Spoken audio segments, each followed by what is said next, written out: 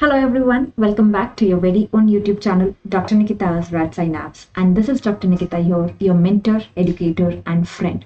So in this video, I'm going to tell you a simple yet powerful technique which will help you to achieve your daily targets, which will help you get things done. Type yes in the comment box if you are one of those who's not able to achieve your daily targets even if you want to. If you are one of those who has a habit of procrastinating studies, if you are one of those who's distracted by the social media, WhatsApp messages, Telegram messages, Instagram, Facebook, and if you are one of those who, in spite of being motivated, you are not able to achieve your daily targets. So if answer to any of these questions is yes, definitely this video is for you. So stay tuned till the end, because in the end of the video I'm going to tell you how can you use your mobile phone as a tool in this productivity tip to help you increase your productivity. What apps, what techniques you can use, I'm going to tell you that. So let's start with today's video. So the first half of achieving your daily targets, especially if I'm talking to the NEET PG aspirant candidates or any medical student, or for that matter, any student who's preparing for exams. So I have given you already a revision timetable, the first revision timetable, which we had started on 11th of September. And the first revision cycle, as we all know, is ending on 3rd of November. So your first half of, completing your revision, I've already done that. That is planning. So making a timetable. The next half is putting that planning to action. And still I'm getting messages from so many students daily that even though we have a ready timetable, but we are not able to achieve the daily targets. And that's the whole purpose of making this video, so that I can help you in the latter half of your achieving your revision targets as well. So as we say, the best thing to do if you want to achieve your daily targets is to make a to-do list for every day. Now, ideally, this to-do list should be made the night before you are going to bed. You can make it early morning also the same day, but I prefer it personally to do it the night before, because the advantages, if we do it the night before, we already have programmed our brains, we have primed our brain, ki tomorrow I have to do these many things. So when the alarm goes off in the morning, so we know that we have a purpose to wake up. So if you know that you have so many things to do, you will automatically wake up on one alarm. Otherwise, you will keep snoozing the alarm. So make your to-do list the night before. That is the number one thing that you should do if you really want to achieve your daily targets. But no, I'm not going to tell you about to-do list today. There is one step ahead, which I have started following personally recently, and it has helped me great time in achieving my daily targets. Even I was struggling to manage my time between, making my sessions, for planning time for my YouTube videos, for my household work. I was finding it difficult to complete my daily targets. And I got to know this productivity hack recently, and I've started using it, and it is working wonders for me. And I'm sure it will do for you as well.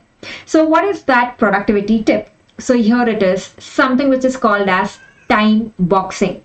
So it is one step ahead of making to-do list. Now in the to-do list, what do we do generally is we just make a list of these are the tasks that I have to do. For example, let me say, okay, I have to complete the GT review of 50 questions, number one task.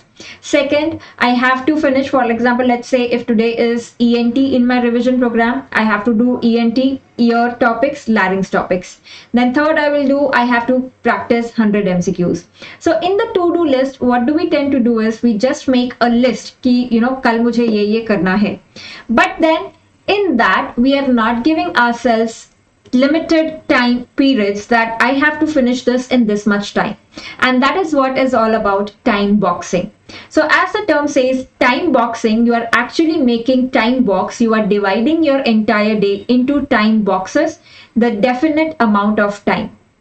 So what do we do in time boxing is, as you can see, you can, use simple Google Calendar. No hi-fi app is required to do this.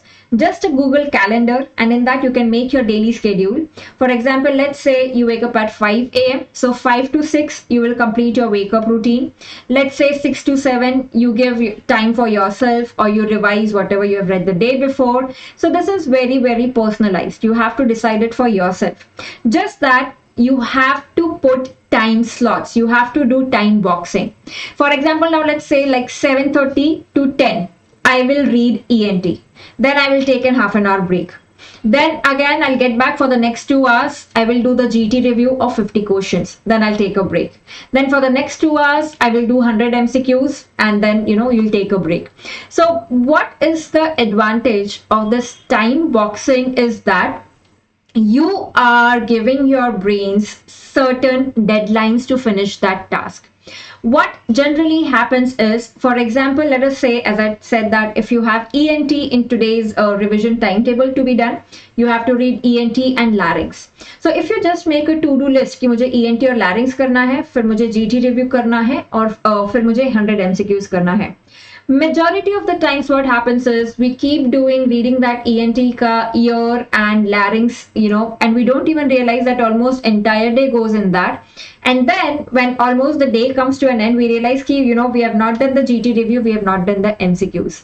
So when you do time boxing, that I will do only from 8 to 11, I have to finish the larynx ka part, the ear ka part. So you are giving yourself a deadline. So you are being your boss of the time that you are giving. Otherwise, what happens? Suppose ENT is your favorite subject, you will keep reading on ENT from here, from there, from here, so all the notes you will read, but then you will not be able to do the rest of the tasks. So time boxing gives you definite, deadlines. And the most important thing, that we see generally, why do we procrastinate is because we find starting a task difficult. Starting is the most difficult thing, but once you start, then you get into the momentum and you don't even realize when you finish that task. Let me give you an easy example, and let me know in the comments if it has happened with you. Let's say, we all are so used to using Amazon Prime and Netflix these days. So if you bumped upon some movie, you started with the movie, and you found that the movie is not very interesting, but still you happen to finish that movie thinking that a puri dekh hi lete hain chalu ki hai to, right? So this is how the human mind, the human psychology is. Once you start some task, your mind asks you to complete that task, and then only go to the next task. So that is where you need to give yourself time limits. So if you have time of say only 2 hours for the ENT, you have to finish in 2 hours only, and then move on to the next task. So what are the advantages of this time boxing? So basically you stop procrastination and perfectionism. So if you are a perfectionist kind of person, so you will say that, and ENT I will read from this coaching institute notes also, I'll watch these videos also, I'll solve question bank from here as well, I'll do from there as well, so that I'm sure that I have mastered this topic. So but when you have a limited time limit, by 11 o'clock I have to finish it, automatically you will be very focused, and irrespective of whether you have been able to watch those video lectures or to read those notes, you will have to move on to the next task. So you are not doing PG in any subject while you are preparing for the PG entrance exam. So you have to jump from one task to the other. You cannot keep reading one topic for entire day. So I think that is the major reason that we are not able to achieve our daily targets. So this is where time boxing comes into play. So it helps you move to the next task. And when you move to the next task, automatically you are dividing your day into multiple areas. You are not concentrating only on ENT. You are jumping from ENT to GT reviews to MCQs. So you don't get bored because your day routine is not monotonous. So it allows you to spread time and energy across multiple areas. You can break the task into manageable chunks. For example, let's say ENT you have to do today ear and larynx. So divide 2 hours for ear, 1 hour for larynx. So you can divide that one large time box of ENT into two smaller time boxes so that it becomes manageable. And one extra tip that I would like to add is, which can help you more in this productivity hack, is once you are able to achieve that target within the time box, reward yourself with something. For example, let's say talking to your friend, or let's say watching a series or a movie, a part of a movie on Netflix, or having a cake or having a chocolate, whatever you like, you can reward yourself. So that again is a very important technique of making your brains, your minds do more work. So the other advantage of time boxing is it allows you to see the results quickly, and it allows you to audit the time. So once your time box is done, for example, let's say you decided 8 to 10, I have to finish the ear ka part, then 10 to 11, I have to finish the larynx ka part. So once you're done with the time box of 8 to 10, you can actually see the results very quickly, that whether I was able to achieve that or no. If not, then you can do the auditing of whatever time you're putting in, and the next day, then you can make a better plan. And that is where I'll be coming to the next thing, is what should be the length of time box. So now you would ask me that, how much should be the time box ka length? Now again, this is very, very personalized thing. You can custom it according to your abilities. You know best for how much time you can concentrate in one go. For someone, it would be 30 minutes. For someone else, it would be 45 minutes. For somebody else, it would be 1.5 hours. So based on how much time you can concentrate, your maximum length of the time box will depend on that.